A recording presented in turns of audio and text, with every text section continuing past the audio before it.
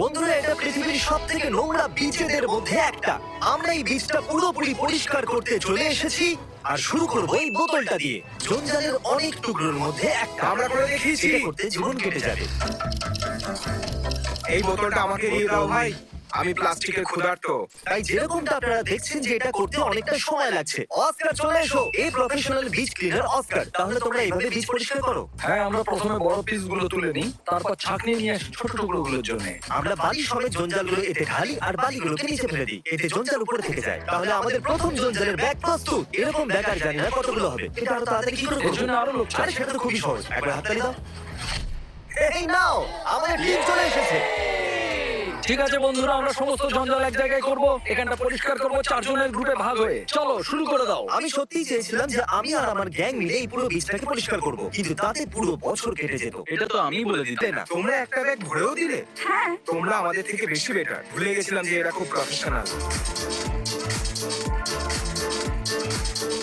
তাহলে 12 ঘন্টার ক্লিন আপের পরে আমরা এইটুকুই পরিষ্কার করতে পেরেছি, যেটা একদমই যথেষ্ট নয়। বয়স, চলে এসো। আগামীকাল আমরা 10 গুণ বেশি ভলেন্টিয়ার্স নিয়ে আসবো। কাল একদম ডে 2 শুরু হয়ে গেছে।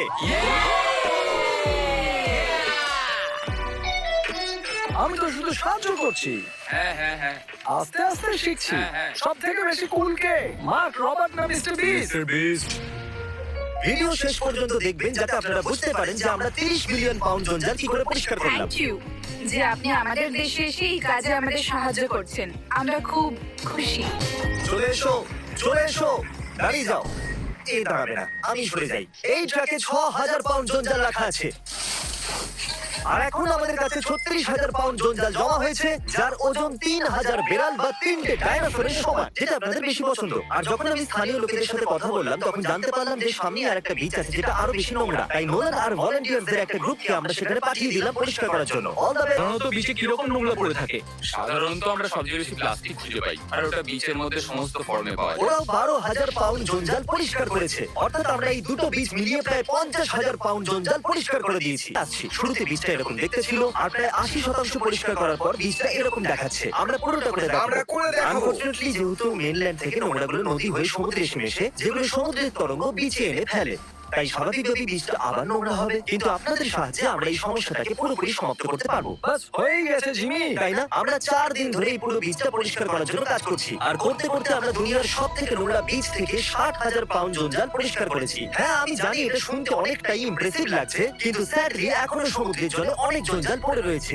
2 বছর আগে আমরা টিম ট্রিজে আমাদের গোল সম্পূর্ণভাবে পূরণ করেছিলাম, আর 20 মিলিয়ন ট্রি প্ল্যান্ট করে $, আর আমরা সমুদ্র থেকে 30 মিলিয়ন পাউন্ড জঞ্জাল পরিষ্কার করেই ছাড়বো। এটা খুব বড় স্বপ্ন, আর এটা তখনই সফল হবে যখন আমরা সবাই মিলে কাজটা করব। আমাদের জমা করা ডলারের মধ্যে থেকে অর্ধেক দিয়ে আমরা ভলান্টিয়ার বিচ ক্লিনার ফান্ড তৈরি করবো, যেরকমটা আমরা আজকে করেছি। পুরো পৃথিবীর সপ্ত সমুদ্রের জলের তলা থেকে আমরা জঞ্জাল বার করে আনবো। আর বাকি টাকা দিয়ে আমরা এমন কিছু রোবট কিনবো যেগুলো জঞ্জালকে বার করবে, যেটা কাজ করবে দিনে 24 ঘন্টা আর বছরে 365 দিন। সমুদ্রে যে নদীগুলো মিশছে সেগুলোকে পরিষ্কার করবে। তাহলে teamseas.org এ যান, অথবা এই ভিডিও নিচে ডোনেট বাটনটা ক্লিক করুন। $1 = 1 পাউন্ড জঞ্জাল কম। এটা সহজ নয়, তাই যান আর গিয়ে ডোনেট করুন আর আমাদের সাহায্য করুন, যাতে আমরা 30 মিলিয়ন পাউন্ড জঞ্জাল পরিষ্কার করতে পারি, সেটাও বছর শেষ হবার আগেই। দেখিয়ে দেওয়া যাক যে আমরা সমুদ্র পরিষ্কার চাই।